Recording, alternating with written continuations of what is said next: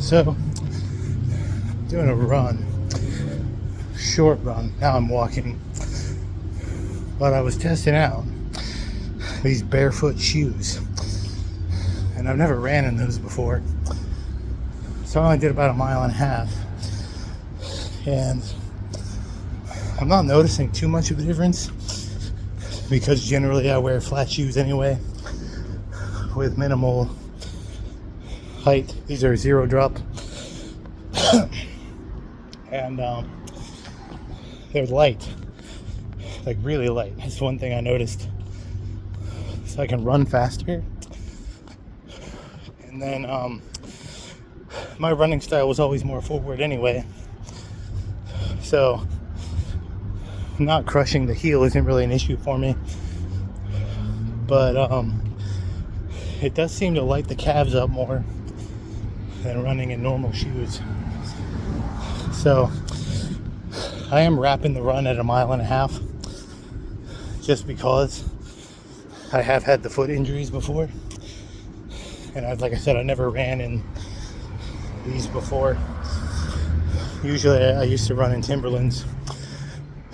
The thing I don't like is that they kind of just feel like sandals almost. They kind of roll underneath you, and that's really annoying. So I'm not crazy about that. And these were the top rated barefoot shoes I could find.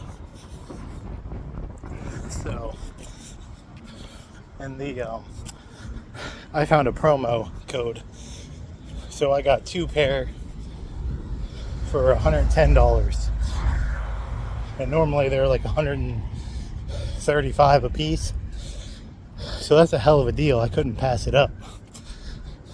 But all in all, just based off my immediate impressions, it's not really a big deal.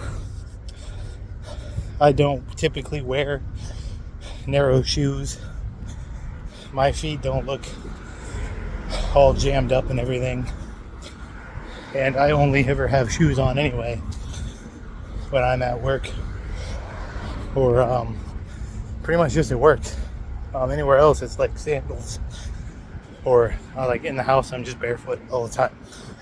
And then I train barefoot. Like even if I go to the gym, it's barefoot. I take my shoes off. So not really, for me, I don't think it was worth it. But at the same time, $110 for 2 pair.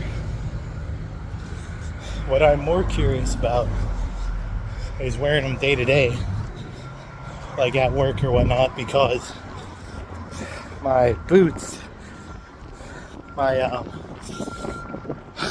Doc Martin boots are kind of falling apart a little bit.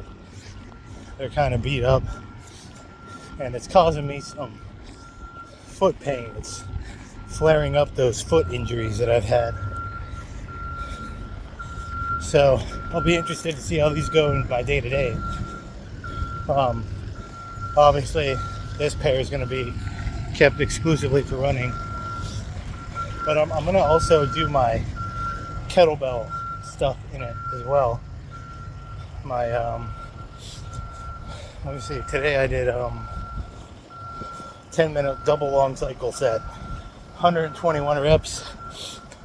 5 minutes of that was unbroken, and then the other 5 minutes was 45 seconds on, 15 seconds off, and I hit 121 reps. So they were kind of like sprint sets with a bit of a rest. And then I just did double cleans to failure, because all of the pressing and the jerk training has paid off. And it's not my shoulders and my upper back that gets fatigued from doing the long cycle. Now it's more so just from doing the cleans. So like the grip in the biceps and the forearms. So what I've been doing for that is just doing burnout clean sets. So that's been going good. I haven't really been recording anything because I just haven't felt like it.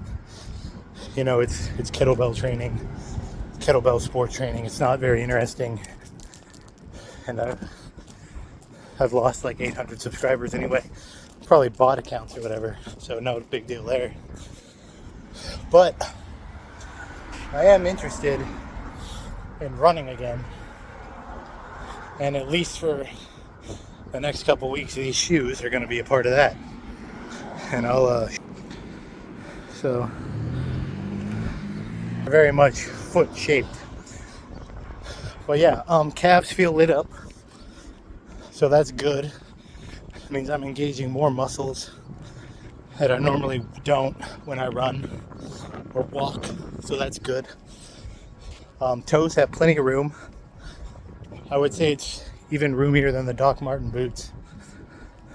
And honestly, I think they look good, but I like the color, and they're really light, which is nice.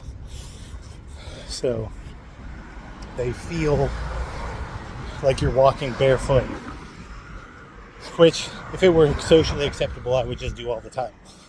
Like I'd wear a pair of socks so my feet don't get dirty, but I wouldn't wear any shoes at all. That's how I feel about it. But yeah, only a 1.5 mile run, like I said, just to kind of see where I'm at. If you're curious about the run time, it was 11 minutes. I have not done proper runs in a while, so I didn't want to go too fast. But again, that kettlebell training has really, like, I don't want to say you don't need to run, but you almost don't need to run if you train high volume kettlebells.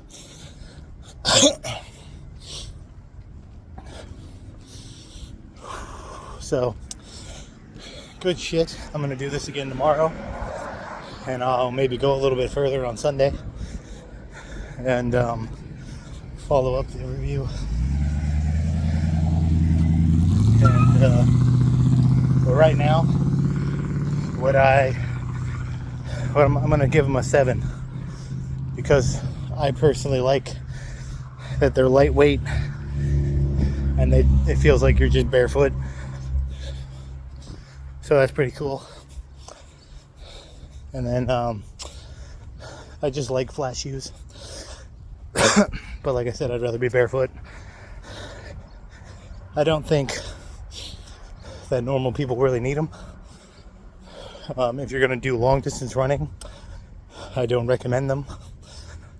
And I'm talking like half marathon to marathon type of stuff, because at that point you just need as much shock absorption as possible, and these don't have a lot.